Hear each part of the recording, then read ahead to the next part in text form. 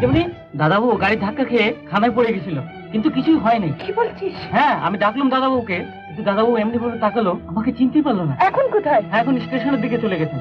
স্টেশনে? বলুন। টিকিট দিন। কোথাকার?